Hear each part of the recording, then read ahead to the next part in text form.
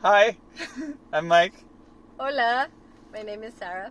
So this is our introduction video, and it's got to be short because we have about 5 minutes before our babysitting runs up, and which is actually perfect because it's very reflective of what this is about.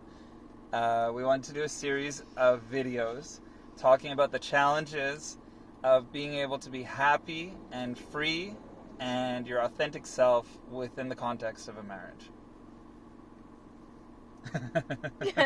It's a big one.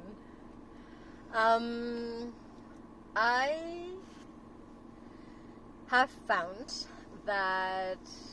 Well, shouldn't we do like a little introduction of like who are we, how long we've been together for? Okay, we had a fight today. So it's ripe, the feeling of this. We've been together as a couple for 10 years now. Soon it'll be 10 years married. We've got 3 kids.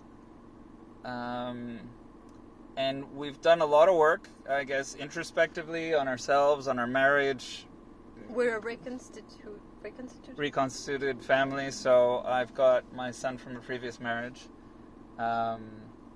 And even though it seems to me that we've done about 10 years of work on this, it's still really, really hard. Yeah. And we still face some challenges that haven't gone away at all, even though we've actually chipped away at it extensively. There's certain things that, certain triggers, certain traumas that are very persistent, and certain things that are hard to resolve. And while we're 2 very different human beings, we're trying very hard to find a way to do it as parents and as a couple. Yes. Sometimes I'm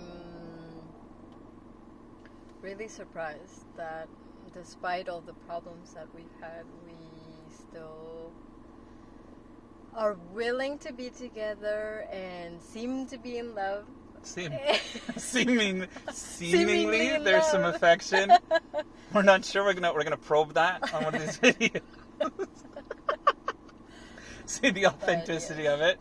But it's okay. So we figured it's a really juicy subject, and generally in the context of marriage, it's really hard to be authentic, and it's really hard to be big, and for her to be big, for me to be big. And myself, and not be compromising and sacrificing different things and elements of myself. And while we have different agreements and different visions as to how we want to be, and there's compromise and there's kind of movements towards spaces that neither of us is comfortable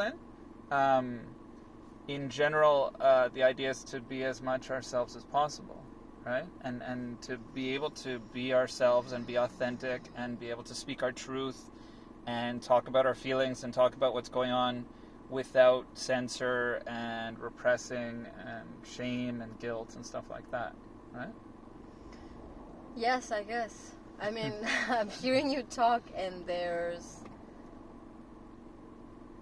so much of that is like generalized, not just in love relationships, not just in our culture, just like in anywhere. It's so difficult to maybe feel comfortable saying the truth, and also very particularly in our relationship. I'm thinking about me and what I brought in the beginning to our relationship, and how afraid I was of rejection, and how much I needed, or I felt like I needed to fulfill your expectations as opposed to being my real self. And it's actually taken me years in my adult life to even answer the question of who am I and how I wanna, like how I wanna say things. Because in the beginning, I wouldn't say things because I didn't want to rock the boat. And then I started getting more in touch with what were the things that I wanted to say. And as I was a kid, like in high school and university, people would say that sometimes I was intimidating because of how blunt I was. But I guess I feel comfortable in some subjects that weren't as juicy, perhaps. And so now it's transformed into being blunt with very delicate subjects.